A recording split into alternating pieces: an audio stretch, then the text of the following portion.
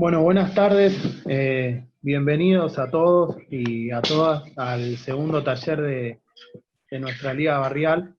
Como hablamos cuando arrancamos el año, la idea era dividir estos talleres en tres. El primero fue de género, el segundo va a ser de salud y deporte, y el tercero de educación. Les queremos agradecer y dar la bienvenida a María Bracheta y Mayra Ponce Huinca, que van a ser quienes lleven adelante el taller, y les queremos agradecer el que nos estén acompañando en este taller.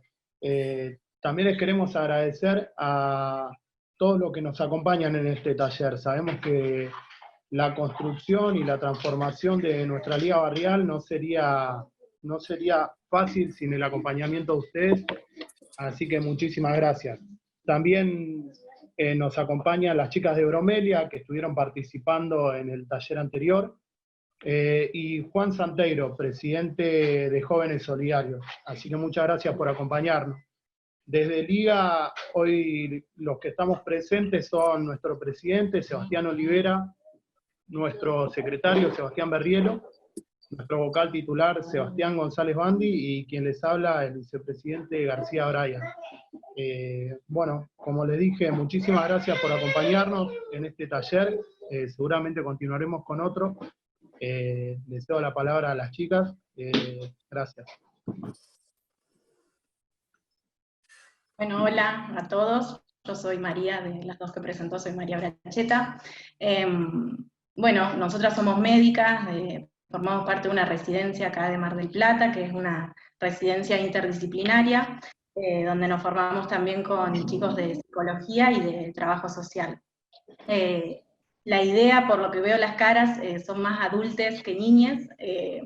La idea de hoy del taller tipo charla era orientarla, digamos, a la edad entre 9 y 13 años, pero bueno, digamos, va a haber un poquito de todo de contenido. La idea es que la información es para ellos, ¿no? Y si no, igual nosotros que como adultos estamos ahí acompañando, si sean profes o referentes de los clubes, bueno, no sé, no conozco a toda la gente. La idea es que tengan esta información a mano de cosas que quizás ya saben, otras que por ahí son un poco nuevas. El taller va a ser sobre 3 ejes, que cada eje va a tener un video, que a veces va a repetir un poquito lo que venimos hablando, y otras veces es información nueva. La idea por ahí es cuando terminemos los 3 ejes, abrir a, no sé, debate o preguntas o lo que sea. A veces es real por ahí que usamos algunos términos un poco más técnicos, no lo hacemos a propósito, pero no sale así que también si hay algo que no se entiende, ¿sí? Bueno, lo anotan y nos lo preguntan ahí al final. No sé, May, si vos te querés presentar. Bueno, hola a todos y todas, mi nombre es Mayra.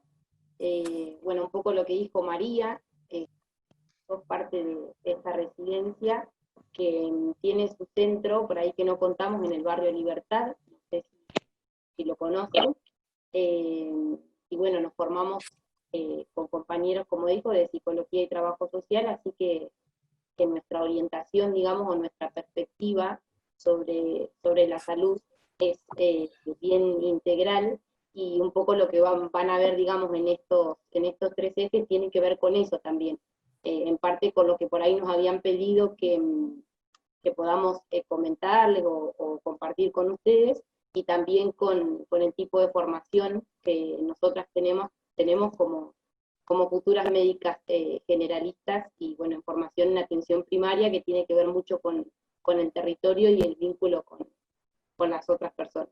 Así que si querés, Mari, eso nada más. Dale, bueno, Coya, entonces yo empiezo a compartir pantalla, que vamos a compartir primero un PowerPoint. Vos, May, que sos mi otra voz, anda diciéndome si se ve. Dale, sí se ve. ¿Se ve? Joya. Bien. Bueno, a ver, para arrancar, hicimos un PowerPoint, esto que les dije, que lo dividimos en 3 ejes. Después voy a ir minimizando el PowerPoint para pasar los videos, pero bueno, les voy a ir contando a medida que lo haga. Le pusimos salud, género y deporte, no es muy creativo el nombre, en realidad la idea es hablar de salud, pero siempre, digamos, con atravesado, ¿no?, por el género, que sabemos igual que ya tuvieron otra charla con las chicas de Bromelia, pero bueno, en muchas cosas de las que vayamos hablando va a estar esta perspectiva ahí incluida, ¿sí? Arrancamos con esa imagen de las dos escaleras con una mujer y un hombre parados enfrente. Esto tiene que ver ya directamente, para empezar a hablar un poquito de género, ¿no? Digamos, significa esto, ¿no?, que si bien las mujeres estamos llegando a muchos lugares parecidos a los de los hombres, o muchos lugares donde quizás no accedíamos, ¿sí?, los caminos muchas veces son mucho más dificultosos, o en realidad presentan como más obstáculos, ¿sí?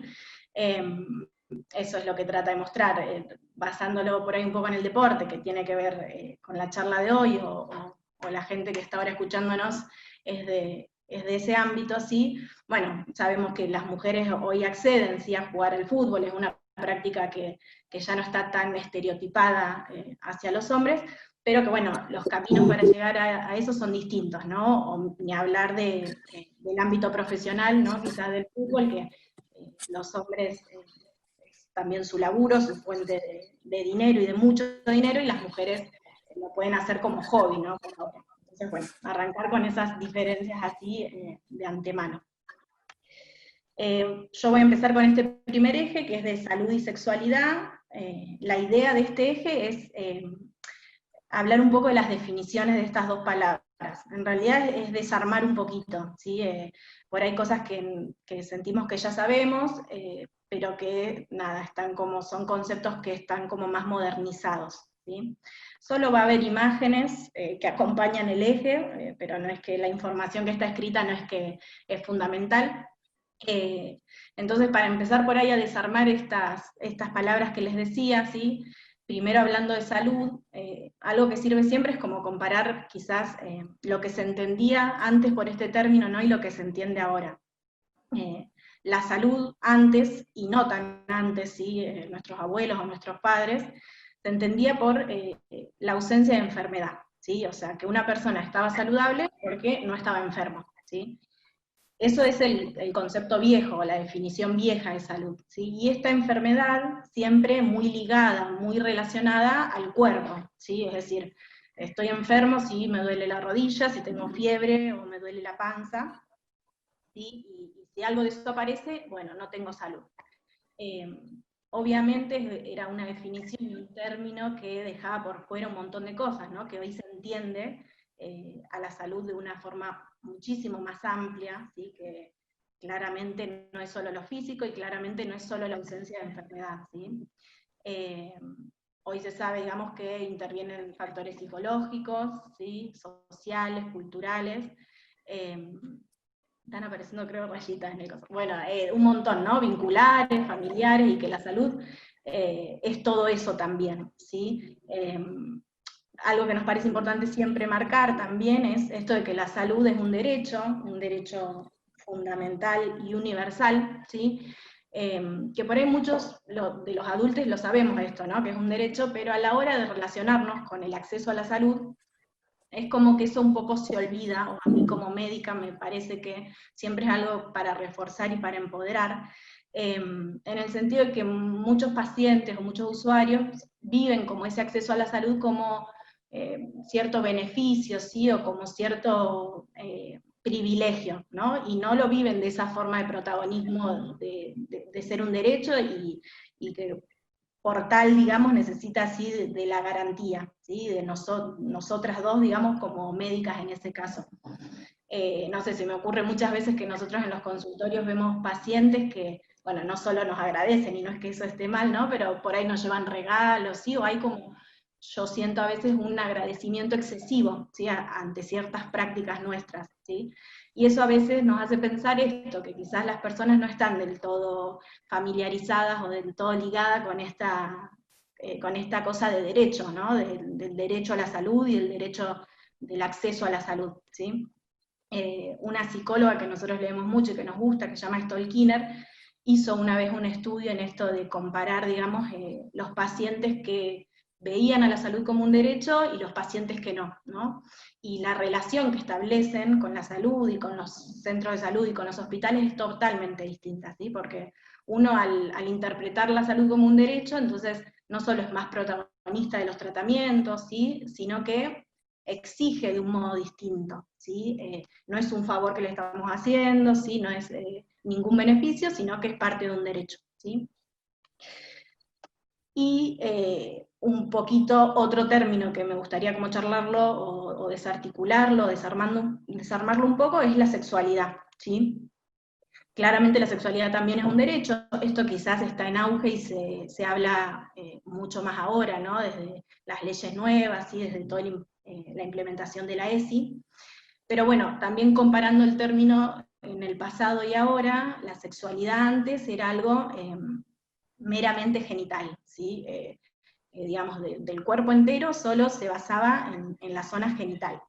Y por ese mismo motivo antes se creía que la sexualidad tenía que tratarse, que verse, que entenderse, cuando las personas eran adultos y adultas, ¿no? Porque eran términos para hablar y temas y conocimientos para hablar para las personas grandes, ¿sí? Entonces, qué sé yo, eso no es sin ir muy lejos, porque a mí misma me pasó, digamos, que yo lo vi en el secundario, ciertas temáticas, ¿no? En ciencias naturales o en biología, eran las que abarcaban estas temáticas de sexualidad. Bueno, ese paradigma obviamente se rompe, ¿no? Hoy se entiende la sexualidad como una parte estructural de las personas, donde sí intervienen cosas biológicas, psicológicas, sociales, ¿sí? Pero que va mucho más allá de la genitalidad, ¿sí? Y va mucho más allá del cuerpo también, ¿sí? Esa forma nueva de entender también hace que el hablar de sexualidad no sea algo solo de los adultos, sino que hoy se sabe que es importante implementarlo en todas las edades, ¿sí? Obviamente adaptado con los términos y de la forma que sea, pero para trabajarlo en todas las edades, ¿sí? Y esta sexualidad nos acompaña desde que nacemos, ¿sí? No es solo lo genital, es lo que nos gusta hacer, es lo que nos da placer, es el deseo, ¿sí? Lo que nos gusta no solo un chico o una chica, o chico y chica, sino lo que nos gusta vestirnos, lo que nos gusta comer, ¿sí? Todo eso tiene que ver con la sexualidad de las personas. Y también, obviamente, es un derecho, ¿sí? Pero bueno, por ahí la importancia, hoy no hay tantos chicos, pero sí hay referentes, ¿sí? Por eso la importancia de abarcar ciertas temáticas desde los chicos pequeños. Y ahora les voy a pasar un video para cerrar este eje. Mari, fíjate que se ve una línea, yo no sé si algo en tu computadora la ves, o es de sí, como Zoom. que dibujé. Sí, no sé por qué, no sé cómo lo puedo sacar tampoco. A ver. Mari, arriba. Ah. Vuelvo a compartir, a ver si ahí. Sí, era como un dibujo ahí en vivo que se produjo. Bueno, ahí va el video.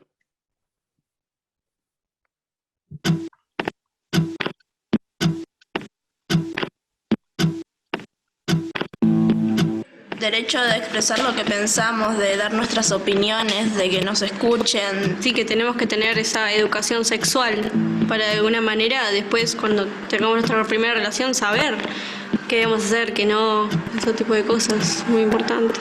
Es el derecho a estar bien informado, más que nada, porque uno tiene que estar bien informado sobre el tema antes de hacer determinada cosa. Venir a escuela a partir de los, digamos, del jardín, primaria, secundaria, es un derecho de todos que debemos tener y se debe respetar así y así debe ser. La Convención sobre los Derechos del Niño señala que niñas, niños y adolescentes tienen derecho a decidir, participar y opinar en todos los asuntos que los involucran, como por ejemplo la salud sexual y reproductiva. En Argentina tenemos 2 leyes que se refieren a los derechos vinculados a la sexualidad de chicos y chicas. La 25.673 de salud sexual y procreación responsable, que defiende el derecho de los chicos y las chicas a recibir información, a recibir también anticonceptivos gratuitos y a recibir atención médica especializada en los consultorios de adolescencia. La otra ley es la 26.150, que defiende el derecho a recibir educación sexual integral de todos los alumnos y las alumnas de nuestro territorio, ya sea que concurran a escuelas de gestión privada o de gestión estatal.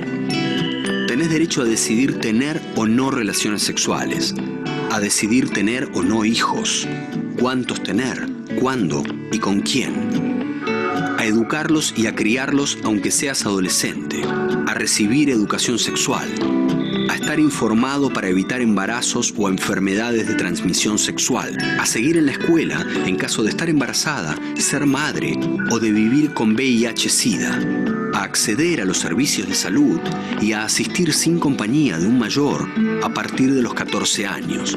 Tenés derecho a saber y a decidir. El derecho a ser tenidos en cuenta y considerados en sus necesidades y acompañados en su crecimiento, el derecho a aprender a cuidar su cuerpo, a cuidar su salud, a defenderse en situaciones de abuso sexual, el derecho a vivir libremente su orientación sexual sin ser discriminados y el derecho a habitar instituciones educativas en las que se respeten por igual los derechos de mujeres y varones. Sé que tenemos derecho a tener educación sexual en las escuelas, ¿no? Porque creo que eso es una base importante para tu adolescente y para evitar lo que por ahí pasa hoy en día sobre el embarazo, enfermedades y demás.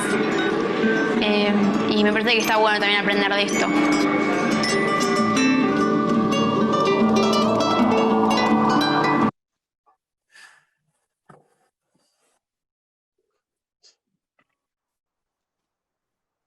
Bueno, y nos dividimos en los ejes. El eje 2 le pusimos de nombre o título cambios que se ven y se sienten, un poco porque vamos a hablar de los cambios cuerpo que se pueden ver o que atraviesan niños, niñas y adolescentes, pero también, digamos, las emociones o sensaciones que se encuentran asociadas o que se producen y generan esos cambios. Es importante por ahí, esta información, como dijo Mari hoy, estaba relacionada bien a la edad por ahí que nos habían mencionado, desde los 8 a los 13, pero también incorpora a aquellas personas más grandes o adolescentes, y es importante conocer sobre estos cambios y sobre las emociones o sensaciones que generan, porque por ahí lo que se suele ver o sucede es que tanto niños como niñas las atraviesan con incertidumbre, miedo, incomodidad, inseguridad, y el hecho de conocer qué es lo que me puede llegar a pasar o cómo me puedo llegar a sentir, hace que esos procesos se afronten de una manera diferente o en la medida de lo posible de una mejor manera. Si querés pasar a otra, Mari, por ahí decidimos dividir el eje en dos partes también, similar al anterior. En uno vamos a hablar de pubertad, en otro vamos a hablar de adolescencia, que muchas veces se encuentran como términos iguales, si bien uno incorpora al otro, no es lo mismo.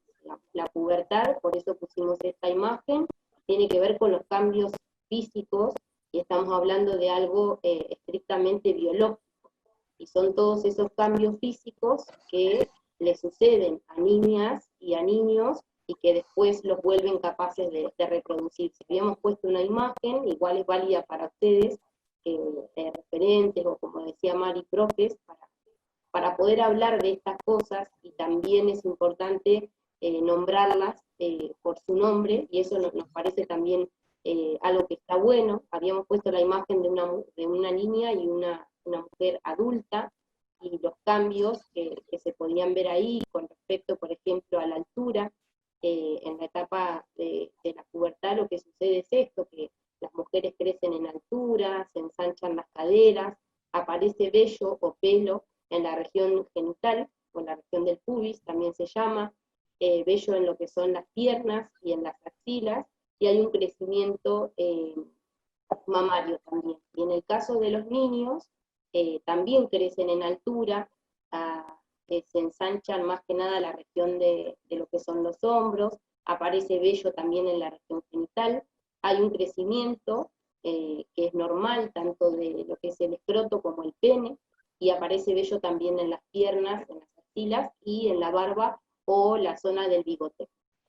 Otra de las cosas que comparten por ahí y que suele generar vergüenza o incomodidad tiene que ver con la aparición de granitos en lo que es la cara, que es totalmente normal que aparezca en este periodo que se llama pubertad, y en los hombres la nuez de Adán. Por ahí algo que nos parecía relevante mencionar es que este periodo, la pubertad, sucede entre los 9 y los 16 años, pero no hay un momento determinado, una edad determinada, ni un tiempo determinado. Cada persona es diferente y se desarrolla o crece de manera diferente. Si bien nosotros como profesionales de la salud tenemos estándares para medir eso, no significa que todos o todas tengamos que crecer o desarrollarnos al mismo tiempo. Esto por ahí lo aclaramos porque a veces se suelen generar estas comparaciones, más que nada en lo que son los grupos de los cuerpos en cuanto a lo visual, de cómo se ven diferentes. Y otra de las cosas que por ahí traemos es que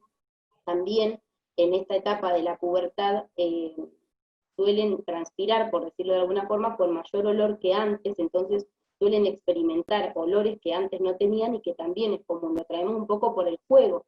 Eso suele suceder y es normal que pase, entonces está bueno si uno puede encarar de esta forma y contarle tanto a niños como a niñas lo que va a pasar, hace que ellos lo afronten de mejor manera a medida que estos cambios van pasando. Lo importante es que no sucede todo el tiempo, sino que es de manera progresiva. Y después, que depende muchas veces no solamente de las condiciones de lo personal, hereditario, genético, sino también del ambiente. Por eso en el otro eje vamos a hablar un poco de lo que son los cuidados con respecto a la salud. Y después en la otra imagen que quisimos poner, sabemos que la agrupación de Bromelia estuvo mencionando un poco, hicieron una charla de género, que nos parecía importante mencionar que estos cambios físicos que se corresponden con la pubertad no tienen que ver con la forma en la que la persona se percibe o siente que es algo estrictamente biológico o físico, pero que no define, condiciona la forma en la que nos sentimos o percibimos que somos. Entonces, puede suceder que una niña experimente cambios que tienen que ver con el cuerpo, específicamente biológico, pero que no se sienta mujer, por decirlo de alguna forma, y al revés en el caso de lo que es los niños que experimenten esos cambios, pero que no se sientan varones. Eso es muy importante dejarlo en claro, porque estamos hablando de algo estrictamente físico que no tiene que ver con la forma en la que uno se percibe. No vamos a profundizar mucho en estos contenidos, que sabemos que lo tuvieron un poco quizá en la charla anterior, pero queríamos dejar en claro eso antes de pasar a la próxima diapositiva. Si quieres pasar a María ahí, que tiene que ver con la adolescencia, que seguramente todos fuimos adolescentes en algún momento y escuchamos hablar de ese término, y a veces se mezcla con la pubertad. En realidad la adolescencia es un concepto mucho más amplio que lo que es la pubertad, e incorpora o incluye otras cuestiones que están relacionadas con lo psicológico, con lo emocional, con lo social, con lo cultural, y es un periodo de transición entre la infancia y la edad adulta, que sí comienza en la pubertad, pero que finaliza, dependiendo de la bibliografía que uno utilice, o nosotras, que es la información que utilizamos, aproximadamente a los 20 años. Otras la extienden un poco más, otras no. Ahí quisimos poner un poco los cambios emocionales que por ahí existen o pueden sentir los niños y niñas cuando están atravesando o están en el periodo de adolescencia, o los adolescentes, de cambio de ánimo con facilidad, que pueden sentirse, no sé, enojados, angustiados, alegres, que eso es propio de ese periodo. Sentir también que a veces los grandes no los van a entender, y los grandes incluye no solamente a sus padres o referentes, sino a las personas adultas, y sentirse más cercanos o que los entienden más sus compañeros o sus pares, en este caso sus compañeros de grupo. Comienzan a experimentar por ahí sensaciones de enamoramiento o que les gusta alguna persona, se interesan por diferentes tipos de actividades que no solamente por ahí tienen que ver con algo en particular, sino que puede ser la música, el deporte, la lectura, algo que les llame la atención y que les interese, la necesidad, o no sé si necesidad, pero sino querer formar parte de un grupo y empezar a armar grupos de pertenencia, no solo en la escuela, sino también por fuera, en este caso en los clubes o en algún otro tipo de institución a la que concurran, y también quieren como empezar a tomar decisiones, pero a su vez esa cuestión de tomar decisiones les genera un poco de incertidumbre, como que están en el paso, esto que decimos desde la infancia a lo que es la edad adulta. Para finalizar este eje, lo que vamos a hacer es pasar un video que tiene la misma orientación que el video anterior y lo sacamos del mismo lugar, y después seguimos con el eje número 3.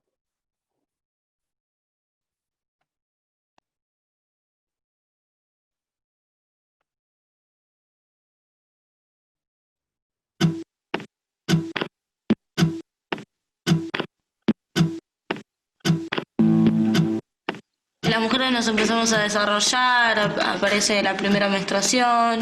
Bueno, otros cambios que hay también en los hombres es como que tienen la voz más potente así. Crecimiento de vello por la testosterona. Te empezás a afeitar y es como que te crece el pelo. Es como que se nos agrandan los senos, empieza el crecimiento, la primera menstruación también. Y bueno, el crecimiento de todo el cuerpo. La cola también nos crece más. La transición entre la niñez y la adultez viene acompañada de importantes cambios físicos que empiezan entre los 10 y los 15 años. En las mujeres, los ovarios comienzan a producir estrógenos, lo que provoca que empiecen a desarrollarse los senos, crezca pelo en el pubis, se ensanchen las caderas y se inicie el ciclo menstrual. En los varones, los testículos comienzan a producir la hormona llamada testosterona y provocan el aumento del tamaño del pene, la producción de esperma, la aparición de pelo en el pubis, las axilas, los miembros y la cara, y el cambio de la voz. Hay chicos a los cuales esos cambios los inhibe, o sea, como que se cierran en sí o les da vergüenza mostrarse. Y bueno, y se ocultan de lo demás, se alejan. Se agrega la aparición también violenta de la ilusión que muchas veces los medios de comunicación, a través de la publicidad, de la televisión, ofrecen como imágenes prefabricadas de belleza, de fácil acceso. Y me parece que es importante en ese sentido estar advertidos de la tentación que pueden generar estas ideas de cuerpo, cuerpos ideales, frente a una situación que de por sí es de ausencia de representaciones para lo que está ocurriendo en el plano corporal. El cuerpo es el reservorio de sensaciones, de emociones, de gustos, de placeres, de algunos dolores también. Y ese cuerpo nos va a acompañar toda la vida. Es muy importante amigarnos con el cuerpo, cuidarlo, protegerlo, es nuestro contacto con el mundo. Los cambios que se producen en el cuerpo durante la adolescencia y la pubertad son absolutamente normales, todos pasamos por eso, aunque no siempre se dan a la misma edad. Si tenés dudas sobre lo que te pasa, no te aísles, habla con algún adulto de confianza. Conocer nuestro cuerpo y comprender qué implican estos cambios son un paso fundamental para ejercer una sexualidad responsable.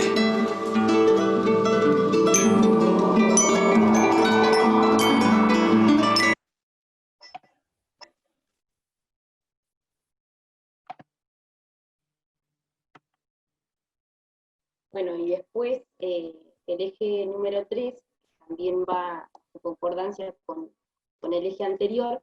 Lo que intentamos traer acá es un poco lo que es la relación entre el cuerpo y la salud.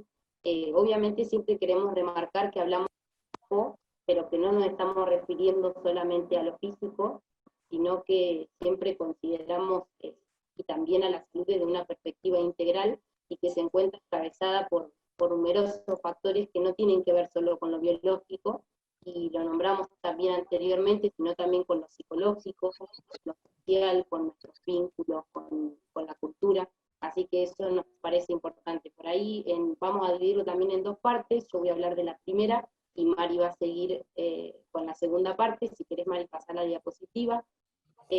Pusimos esta imagen únicamente como disparador y para poder recordar de lo que queremos hablar. Esto tiene que ver, no sé si han escuchado por ahí, de los hábitos de vida saludables, o estilos de vida, que son todas aquellas acciones o actividades que podemos hacer para sentirnos mejor, o saludables. Esto es a modo de recordatorio, tiene de todo un poco. Voy a comenzar por ahí con lo que es la alimentación, y dirigida a lo que son niños y niñas, que es donde lo habíamos preparado, pero que incorpora también a los adultos y adultas que estamos acá presentes. Tiene que ver con consumir, digamos, o como hábito saludable, la incorporación de frutas y verduras de manera diaria.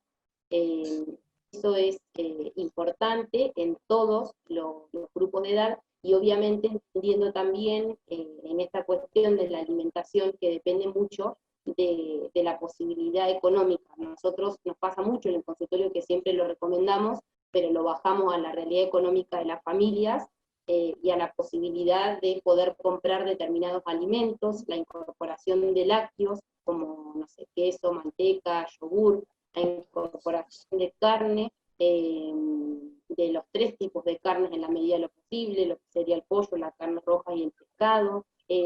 Ahí ven en el medio una figura de una botella de agua, que a veces nos pasa, no solamente le pasa, digamos, a niños y a niñas, sino también a nosotros como personas adultas, que nos olvidamos de tomar agua, o puede pasar mucho periodo del día donde no tomamos, y es uno de los alimentos fundamentales de la alimentación de una persona, y eso está bueno también fomentarlo desde la edad de pequeños, siempre remarcando que no es que no se puede tomar jugo, o no se puede tomar gaseosa en caso que haya en la casa, sino que lo ideal es dejar esos alimentos para cuestiones de festejo, algún cumpleaños, algún festejo por alguna otra cosa. Y también algo importante relacionado con la alimentación son los horarios de las comidas, que son idealmente 4: desayuno, almuerzo, merienda y cena.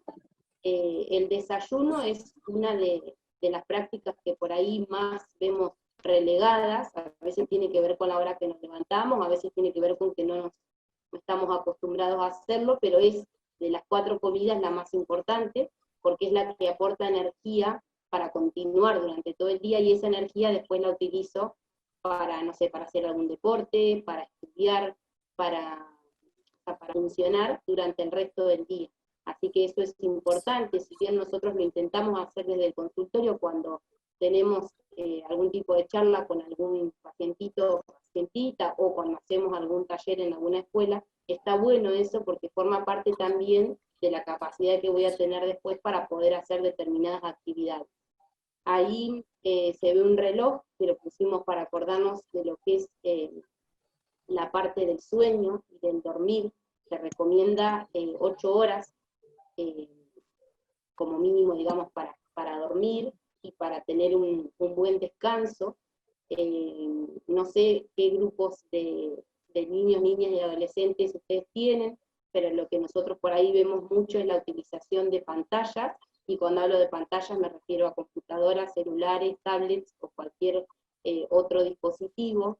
Lo ideal es que cuando nos vayamos a dormir, esas pantallas no estén al lado nuestro, y que podamos tener un buen descanso sin estar por ahí conectados a esa parte. Sabemos que ahora un poco, por el tema de la cuarentena, nos han contado, se ha visto modificado un poco el tema del sueño, y estamos todos medio durmiendo en otros horarios, a no ser que tengamos que ir a trabajar, pero si no, medio que esto se ha revolucionado un poco por la pandemia. Otra de las cosas que no está ahí, pero que nos parece importante remarcar, es la higiene personal, que tiene que ver, bueno, con la higiene personal de cada niña y niño, y ahí queríamos puntualizar también en el autocuidado como prevención de las situaciones de abuso, y siempre tratar de fomentar el hecho de que el cuerpo de cada niño y cada niña es de uno, y que solamente uno o una puede manipular o tocar ese cuerpo, y después, bueno, las familias ir obviamente educando y enseñando cuando van a algún control médico, que por ahí los van a revisar, pero que tiene que ser en presencia de un adulto responsable. Eso también nos parecía que estaba bueno. Y ven ahí bicicletas, pelotas, una zapatilla, tiene que ver con el tema de el ejercicio físico, la actividad física, que por ahí vamos a relacionarla ahí un poco con el deporte. Nosotros y nosotras como profesionales de la salud recomendamos la actividad física en todos los grupos de edad por los beneficios que presenta, no solo como dijimos en la parte física, sino también en la parte psicológica, en la parte social, en la parte emocional. Algo que nos parece importante es el deporte o el ejercicio como juego, como posibilidad o momento de disfrute, de aprendizaje, de vincularnos con otros, de explorar. Esas cosas las aporta todo el ejercicio físico, y hicimos un apartadito muy chiquitito que quiero mencionar, que tiene que ver con el deporte, en este caso que puede ser el fútbol u otro, pero que estamos charlando, y que tiene que ver con que los referentes, sean los docentes o profesores, tendrían que conocer, o tendríamos incluso nosotros también que conocer, que tanto niñas como niños se encuentran en un crecimiento y en un desarrollo progresivo y continuo. ¿Por qué me parece importante aclarar esto? Porque así como lo que es la parte física, por ejemplo la destreza motora, las habilidades de coordinación, de fuerza, se van desarrollando a lo largo del tiempo y de este periodo de crecimiento, también existe un proceso evolutivo de la maduración cognitiva. ¿A qué me refiero con esto? A que tanto niñas como niñas no le dan el mismo significado a el deporte dependiendo de la edad que tengan. Entonces yo traje como ejemplo para contarles que lactantes muy chiquitos, por ejemplo menores de 2 años, se estimula en ellos el juego libre y el movimiento, por la significancia o la maduración cognitiva y que se atribuye el ejercicio físico a esa edad. Después, en la edad preescolar, la maduración cognitiva hace muchas veces que esos niños que están en edad preescolar o niñas adopten el deporte como juego. Y entre los 5 y los 7 años pueden entender, niños y niñas, las reglas de un juego, pero todavía no entienden el significado o la noción de competencia.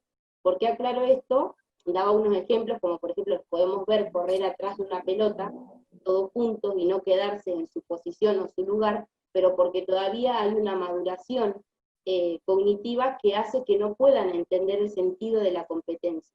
Entre los 10 y los 12 años sí comienza el entender lo que son las reglas, las normas, el grupo con otras personas, entender qué rol o qué posición me toca, o qué es a lo que estoy jugando. Lo traigo acá un poco, porque sé que ustedes están en contacto con chicos y chicas de esta edad, y algo que sí nos parece importante es remarcar que tiene que ser una actividad que tanto a ese niño, niña o adolescente le guste, que la disfrute, tratar de evitar, digamos, las presiones o generar expectativas, también hacer un acompañamiento positivo, y entender algo que estaba bueno cuando leímos, es que necesitamos de la otra persona, en este caso de un grupo diferente al nuestro, para poder jugar, por ejemplo, al fútbol, y eso le quita peso a la rivalidad, pero la rivalidad como algo negativo,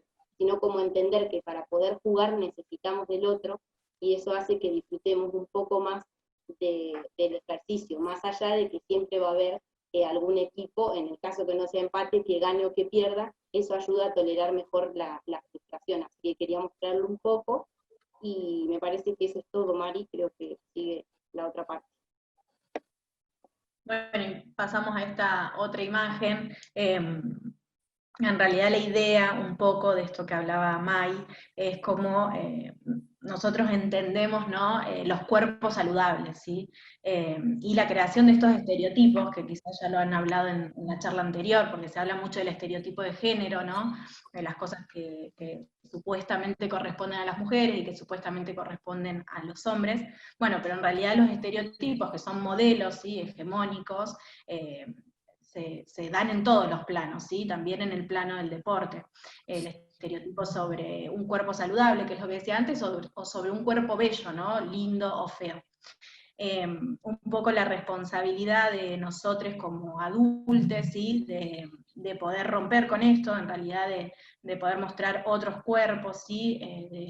de hacer esto más diverso, porque esta edad a la que estábamos dirigidas la charla, es una edad donde los chicos empiezan a representar mucho, ¿sí? Con figuras adultas, ¿no? Estas figuras que aparecen en la tele, en las propagandas, ¿sí? O en las redes ahora, y que son referentes para ellos, ¿no? Es un lugar a donde ellos quizás quieren llegar, ¿sí? O se quisiesen ver como esa figura, ¿sí? Entonces, un poco, bueno, nada, esto lo traemos como a modo de reflexión también, ¿sí? Y de responsabilidad también, ¿no? De nuestra parte de ir rompiendo con eso para a los niños, ¿sí? Darles esta libertad de que tengan un abanico mucho más grande, ¿sí? De opciones con las cuales representarse, ¿sí? Que eso es súper importante, que es un camino igual que es difícil y que, bueno, nada, pero que está ahí en la lucha. Así que bueno, le vamos a pasar el último video.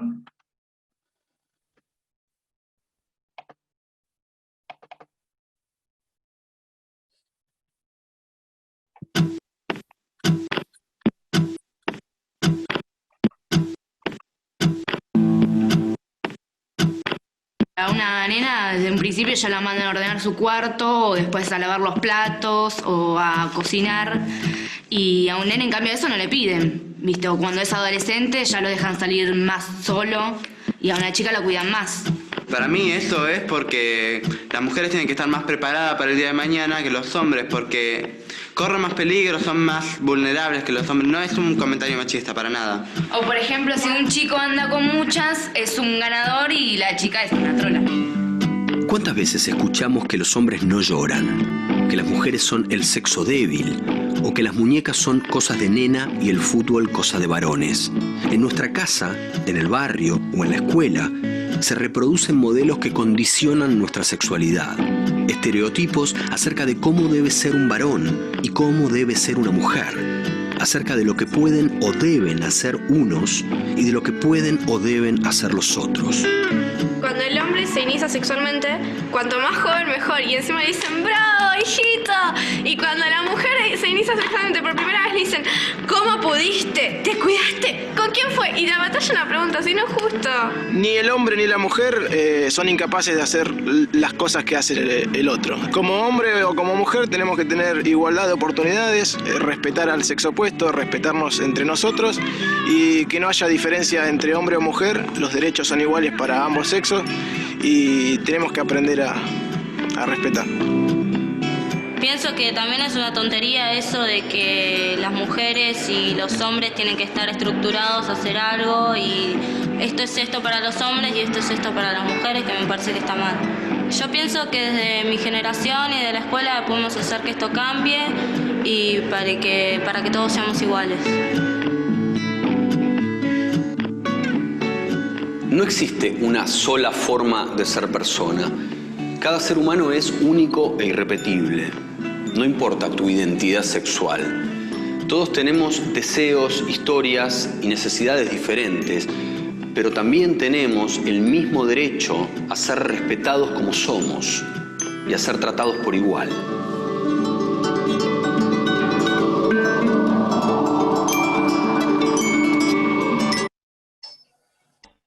Ahí está. Bueno, ahí más o menos terminan los tres ejes. La idea era compartir esta información que por ahí es bastante general, es muy amplia la salud y lo podríamos haber llevado para cualquier otro lado, pero bueno, nos parece importante por ahí compartirles esto, ¿no? Las definiciones sobre palabras que usamos siempre, ¿sí? Pero que hoy son mucho más amplias. La importancia de ver los cambios en el cuerpo, en esa edad, que es fundamental, ¿sí? Cuando uno conoce lo que le va a pasar o conoce aquellos cambios que se aproximan, los vive sin miedo, ¿sí? Sin vergüenza, nada, en ese sentido el tener y empoderar con la mayor información que podamos. Así que bueno, abrimos si alguien quiere comentar, preguntar o lo que sea.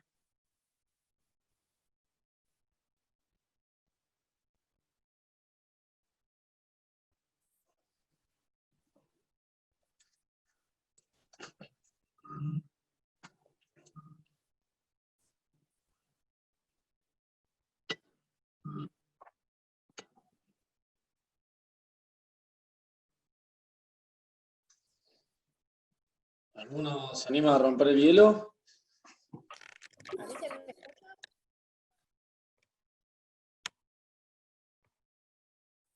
Hola. Sí, se escucha medio bajito. Ah, bien. Bueno, si no la escribo ahora en el chat, tengo una pregunta. No, ahí se te escucha bien, dale, dale. No, en uno de los primeros ejes que se hablaba de que no hay una sola cosa que tenga que ver con la sexualidad en cuanto a que no era solamente la parte genital, ¿no? Que era un poco, es más abarcativo, desde cómo nos identificamos, quién te gusta y demás. En una parte mencionan ustedes que hasta lo que uno come tiene que ver con la sexualidad. O yo anoté eso, y ahí me perdí un poco, no sé si, disculpen la ignorancia, o entendí mal. Sí, no, entendiste bien, es lo que uno come. En realidad, porque, digamos, lo que se entiende hoy por sexualidad sí tiene que ver con los deseos y con las fuentes de placer, ¿sí? Y, digamos, y eso no hay una sola forma de obtenerlo, ¿no? Es súper diverso de las formas en que las personas encuentran, ¿sí? Ese placer. Entonces, sí, digamos, tiene que ver con todo y sobre todo con las elecciones que uno hace, ¿sí? Si esas elecciones que uno hace parten de un deseo, ¿sí? Real, eso es parte de la sexualidad de las personas. No sé si ahí se entendió, Rocío. Sí, gracias.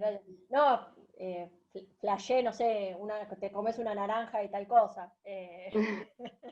Sí, o sea, si esa naranja a vos te da placer, sí, es parte de tu sexualidad.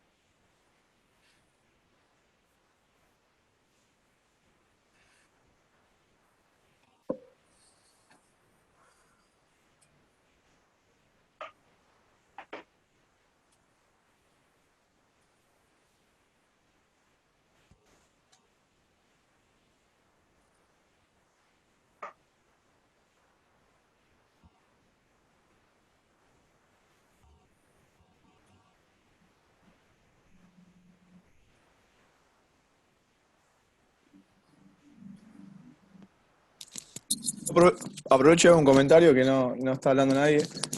Me pareció interesante, o me parece interesante de los videos que mostraron, de este ciclo, digamos, que hizo Canal Encuentro, que conduce Gastón Pols. Hay un video que habla sobre embarazo adolescente, y está muy bueno los registros que ellos tomaron sobre los adolescentes de hace unos 10, 11, 12 años más o menos, porque tienen esos años los videos, y ver también un poco reivindicar de alguna forma la juventud, digamos, porque creo que hoy en día todo ese cambio que el último testimonio de esta chica mencionaba, creo que se nota bastante.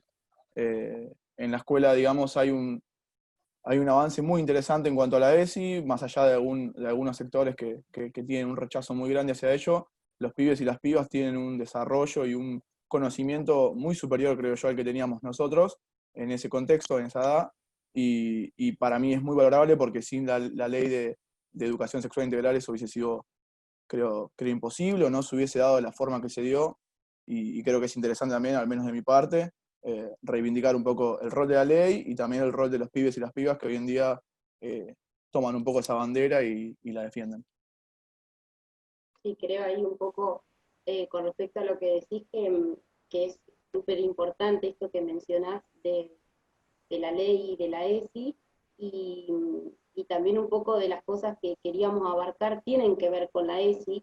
Lo que nos pasa mucho a veces es que nos demandan desde escuelas o desde instituciones la ESI relacionada un poco a lo que son los métodos anticonceptivos o las cosas que tienen que ver con una cuestión más biológica, por decirlo de alguna forma, y la ESI también se encuentra atravesada por otro montón de factores, como son, por ejemplo, por eso lo traíamos acá, los vínculos, las formas en las que uno se cuida, el autocuidado, que se cuida me refiero a esto que hablamos, la alimentación, la actividad física, el cuidado personal, tiene que ver con un montón de otras cosas que no solamente abarcan el aspecto físico, y eso nos parece también súper válido e importante, porque también le dio como una vuelta de rosca, y sí es cierto que ya nosotros en las edades que, o sea, nuestros 15 o 14 años, no teníamos esa impronta, ni siquiera teníamos ese tipo de educación, así que me parece súper válido e importante la ESI como ley y como parte de las escuelas, y que no solamente incorpora a las escuelas, sino también a instituciones, a otras instituciones.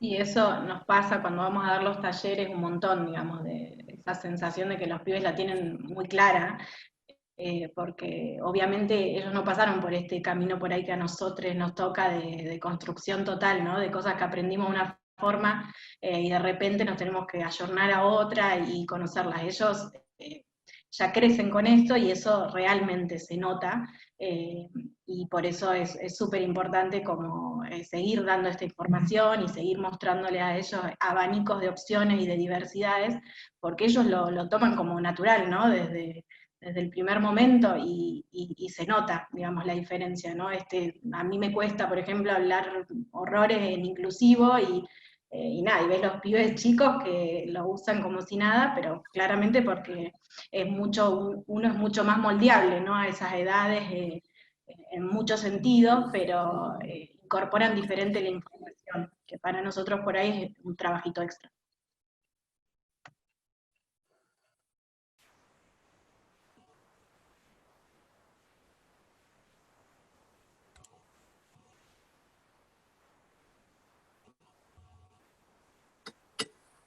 Buenas, yo quizás quiero agregar una cosita. Primero, felicitaciones al club por los 12 años que están transitando en el día de hoy.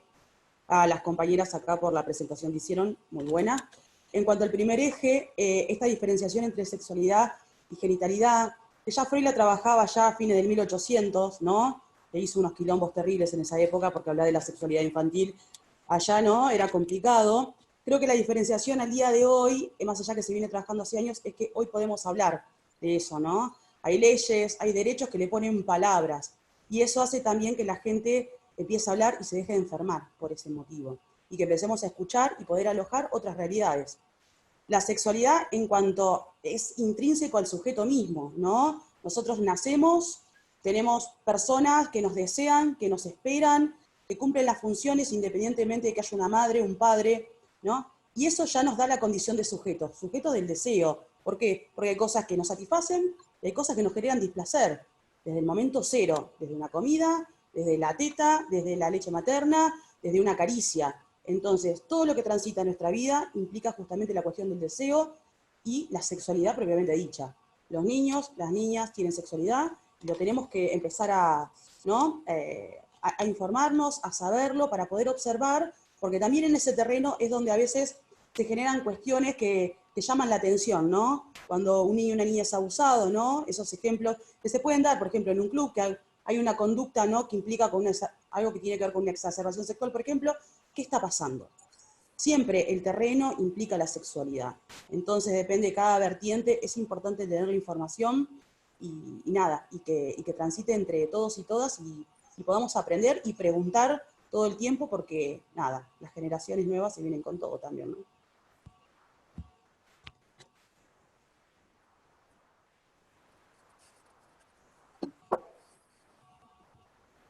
Esto por ahí que mencionás un poco, Nancy, me parece que está bueno el hecho de poder hablarlo, que nos pasa a nosotras también, como decía María hoy, que esto que vos decís de la apertura que hay ahora para poder hablar ciertas cosas que antes no se hablaban o quizá no se podían hablar, o no era tan fácil como traerlas. Eso me parece también que es súper importante, y por eso nos parecía...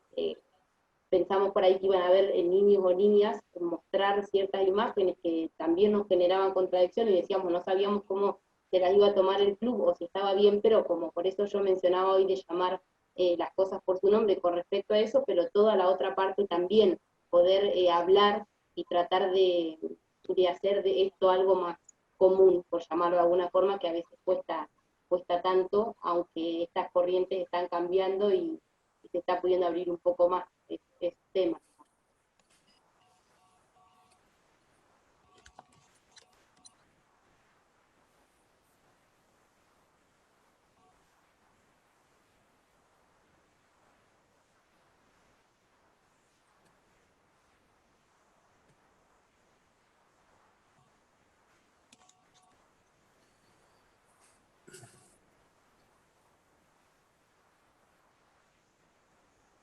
Llegó una pregunta, no Hay sé una si la pregunta llegan a que- leer. Sí, por ahí no anda el audio de la compañera. ¿La llegas a leer ahí, Mayra? Sí, la leo y la comparto con ustedes y después, Bárbaro. si querés, Mari, vos también contá un poco de nuestra experiencia. Dice, ¿creen que primero es conveniente que se hable con las familias para que se interioricen con la temática de género y sexualidad y la construcción social de los géneros para después plantear a las infancias y adolescentes? ¿Tienen experiencias de cómo lo van recibiendo las diversas familias? A nosotras por ahí lo que más nos ha tocado en lo que es nuestro trabajo en la residencia tiene que ver con la intervención por ahí en instituciones como la escuela, y no hemos charlado previamente con las familias, pero sí nos han contado los referentes de los colegios, por ejemplo, las directoras o maestras, que ellos sí han tenido, depende de cada familia, algún tipo de dificultad para poder llevar a cabo estas temáticas que atraviesan la ESI, porque hay algunas personas que no están como de acuerdo, por decirlo de alguna forma, y también nos ha pasado, no particularmente a mí, pero así a compañeros de la residencia, que hay alumnos o alumnas que se han retirado del salón cuando hemos ido a hablar sobre estas temáticas, porque sus familias no los dejan como asistir cuando se esté hablando de estos temas. Lo que sí nos parece importante remarcar, y siempre que vamos a colegios o trabajamos también en el SIC con el envión, es que en realidad es un derecho, y como es un derecho, hay algo que nosotras tenemos que garantizar formando parte, digamos, de la salud. No es algo que por ahí se pueda elegir, pero entendemos que igual está en transición, porque también nos ha pasado que no todas las escuelas lo dan, o sea, dan la ESI, nos convocan por ahí para hablar de eso, pero no todas lo están dando justamente por estos motivos y estos conflictos que hay entre lo que por ahí piensan los cuidadores, padres o madres de esos niños y niñas, y lo que por ahí va por el otro lado relacionado a la parte de lo que es la ley o las leyes que dicen que debemos garantizar estos derechos. No sé, Mari, si vos querés comentar algo más. Sí, bueno, es un poco como dice Mike, hemos tenido algunas experiencias, las menos igual, pero sí, de chicos que se han retirado, padres que han pedido que los chicos no participen. Pero bueno, ya lo dijo Mike, digamos, entendiéndolo como un derecho, no hay mucha chance ahí o sea, hay que garantizarlo, ¿no? Y a los niños los tenemos que garantizar los adultos. Yo creo que no es lineal, digamos, que no es que primero tendríamos que informar a las familias y después a los chiques, pero sí que obviamente cuanta más información corra en todos los ámbitos, mejor es. Pero bueno, digamos, está mucho más organizado por la ESI a nivel de educación, que eso también plantea a veces un tema, porque muchas escuelas, al menos del barrio donde nosotros laburamos, también por ahí piden al centro de salud que nosotros trabajemos con la ESI, ¿no? Y como que todavía por ahí no se entiende esto de que es transversal, no es, ¿no?, una materia que es ESI, o no es que veo una charlita de sexualidad, ¿no?, sino que es algo que atraviesa a la escuela en general, a las materias todas. Entonces digo, todavía en realidad se está construyendo eso. Nada, yo creo que es una cuestión de tiempo también, porque esto que vemos en los chicos más chicos, de que ya esto lo toman como algo más natural, y eso se va a ir reproduciendo a medida que ellos crezcan, y cada vez va a ser un tema por ahí menos difícil de abarcar. Hoy estamos como en una bisagra quizás, entre un paradigma y otro, pero bueno, es tiempo también de eso. Hola, ¿qué tal? ¿Cómo te va? Quizás por ahí a lo que refería la compañera que escribió la pregunta a usted, bueno, ustedes son profesionales y y lo dan en un colegio, y como vos decís, va reglamentado, bueno, por el ESI. Quizás a lo que refiere es en un ambiente de club, porque acá, cuando lo dan ustedes, son profesionales en el tema, ¿me entendés lo que te quiero decir? Por ahí la pregunta viene por ese lado, lo que ella quiere preguntar. Si en un club o en otro ámbito, primero hacerle saber a la familia quién va a hablar del tema, porque eso también es importante, y de ahí, de acuerdo a quién, cómo va a encarar la temática, primero se entere la familia y después interactuar con un nene. Yo te explico, yo tengo un nene chiquito, un nene de 8 años tengo yo. Y como bien explicaste, al colegio que él va, desde sala de 3, tiene el ESI de educación sexual, ¿sí? Antes de eso nos citaron a todos los padres, ¿sí? Bueno, yo soy de los padres más jóvenes, soy una persona joven, pero hay gente más grande que no lo entendía y no lo aceptaba.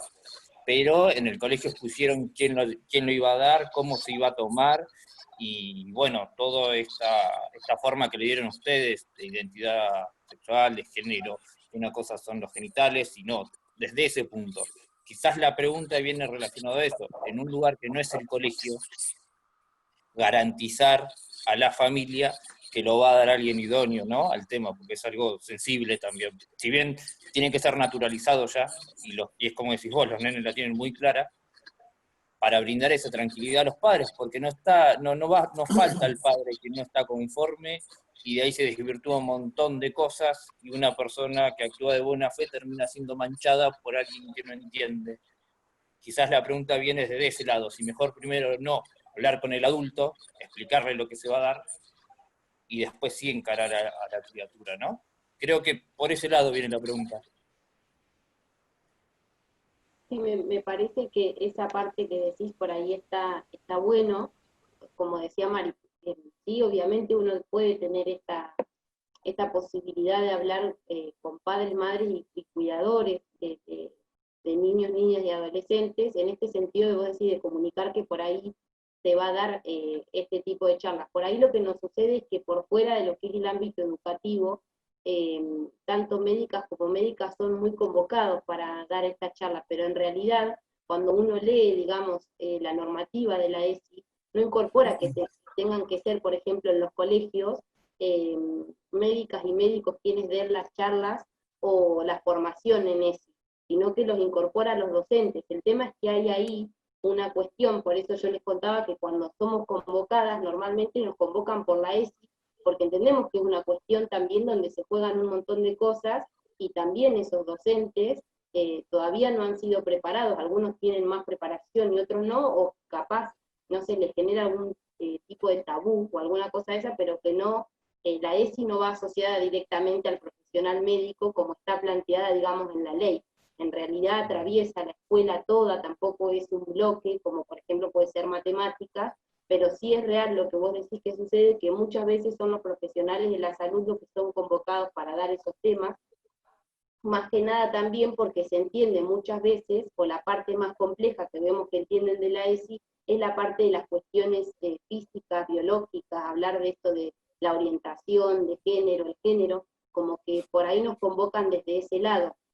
También me parece a mí que entendiendo la ESI como algo más integral y sacando esa parte, que si bien la incluye tiene que ver con otras cuestiones, por ejemplo nos ha pasado que hemos tenido que ir a hablar a colegios sobre vínculos saludables, porque pasaba, no sé, que un grupo se estaba peleando con otro grupo, eso también forma parte de lo que es la ESI, incluso los cuadernillos lo incluyen.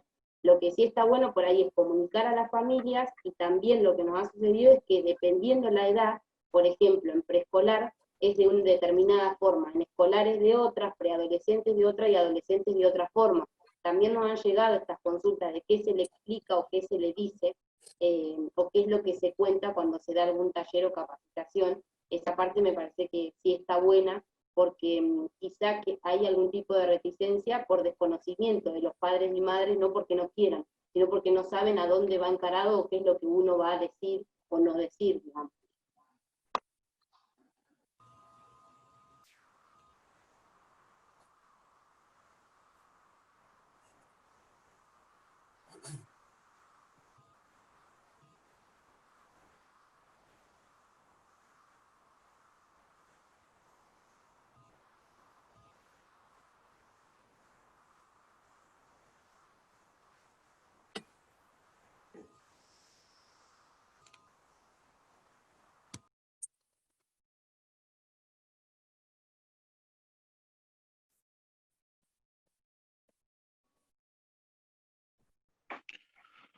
Bueno, ¿tenemos alguna pregunta más?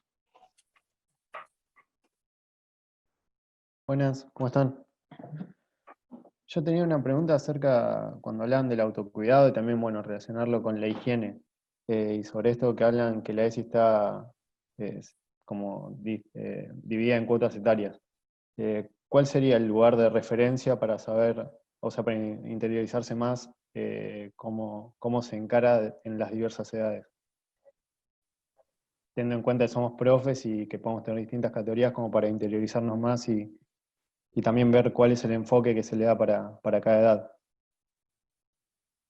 Mira, nosotras de lo que leemos para preparar los talleres y esos son los cuadernillos de la ESI, que los bajó el gobierno, y esos vienen por rangos de edades, en realidad por el colegio, ¿no? A nivel inicial, primario y secundario. Creo que el de primario son 2 también y el de secundario 2, como que los divide por edades.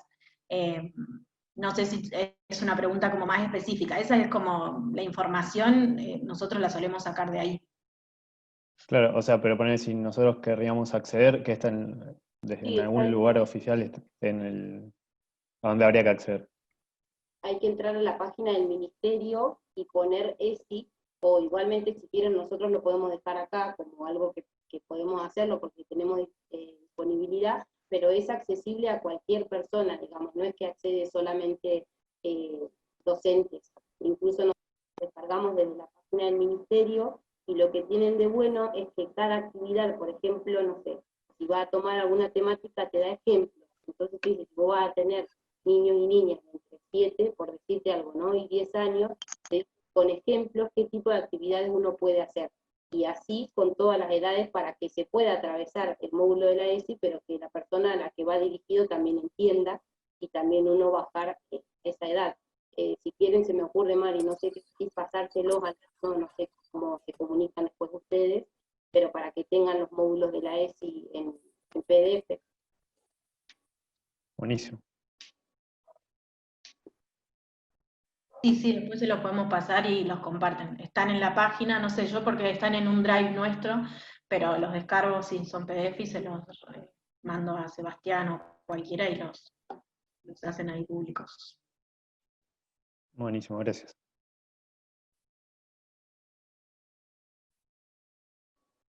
Por ahí no aclaré en el Ministerio de Salud, porque hay muchos ministerios, acá me están diciendo para pones Ministerio de Salud ESI y ahí aparece. O pones ESI también, pero igual capaz es medio complejo encontrarlo así de la nada, así que lo podemos hacer.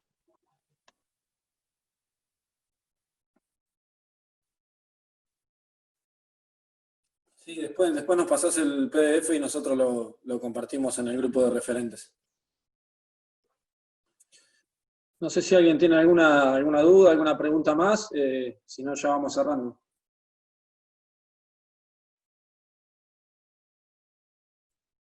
Yo quería consultar un tema que lo mencionaron, que es un poco la transversalidad, ¿no?, de la ESI.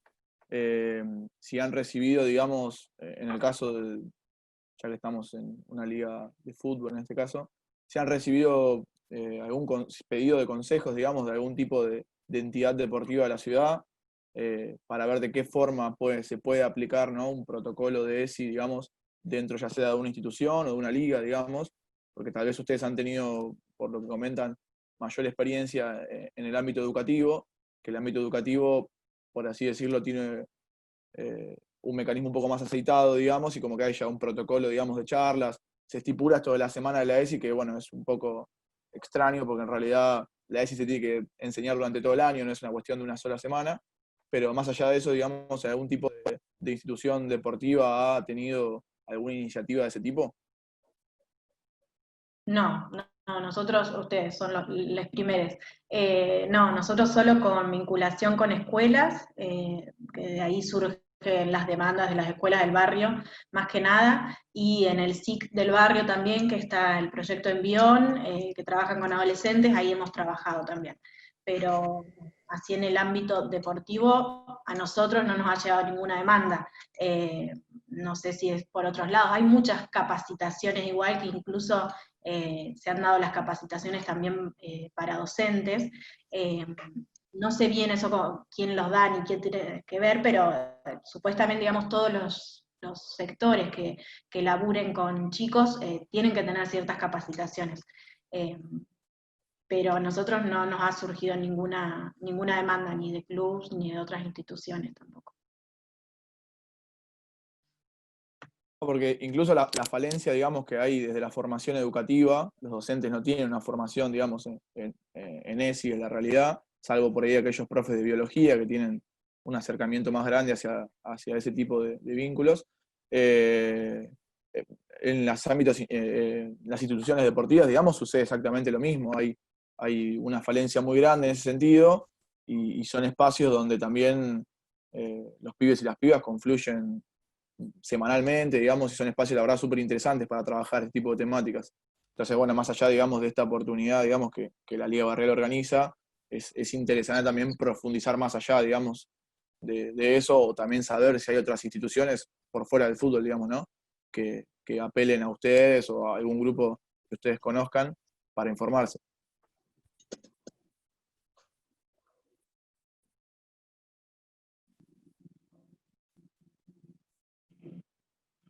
Bien, bueno, compañeros, compañeras, en principio le queremos agradecer a María y a Mayra por la dedicación, el tiempo. Estos talleres llevan un proceso de trabajo bastante largo, lo puede decir Mari.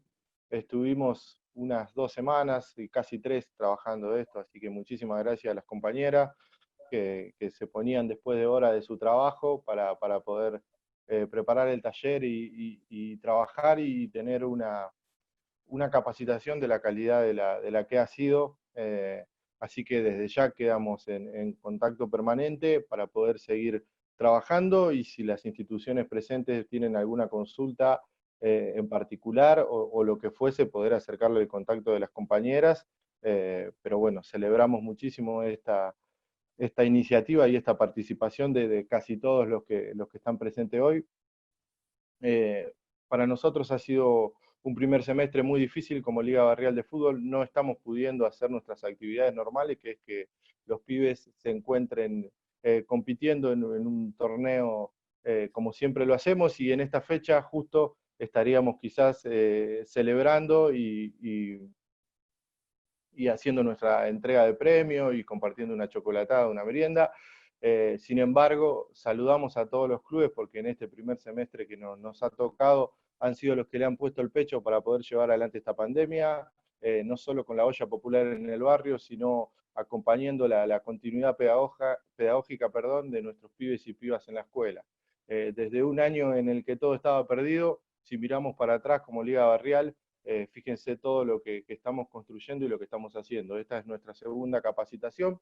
Estamos en este proceso de querer formar cuadros dirigenciales, así que, bueno, nos sentimos muy a gusto en que nos estén acompañando y que en cada propuesta que le enviamos a los clubes recibimos una contrapropuesta sobre algún otro tema a trabajar. Así que desde ya que estamos muy contentos. Empezamos a trabajar la campaña del Día del Niño y la Niña, junto a Farmacia Constitución, está en nuestras redes sociales. No sé si Euge anda por ahí, las querés comentar un poco antes de cerrar y que nos despidamos de todos. Bueno, hola a todos. Como dice Seba, junto a Farmacia Constitución, para este Día del Niño, estamos haciendo una campaña que es la colecta de golosinas para repartir a los chicos y chicas de nuestros barrios. Así que, bueno, en caso de que quieran colaborar, el punto de donación es Farmacia Constitución, allá en Constitución, al 6001.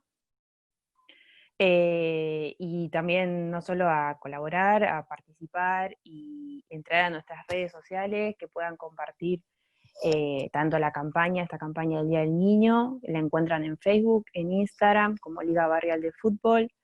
Y bueno, que entren, compartan, y así poder seguir creciendo como Liga Barrial. Encuentran estos talleres, el próximo, y bueno, nada, invitarlos y que podamos seguir creciendo. Bueno, desde ya muchísimas gracias a todos y a todas las que participaron. El próximo tema va a ser sobre educación, seguramente vamos a buscar una perspectiva territorial y rever lo que ha sido el trabajo de los clubes en esta continuidad pedagógica. Le agradecemos mucho y que tengan los que puedan, los que son docentes, unas felices vacaciones.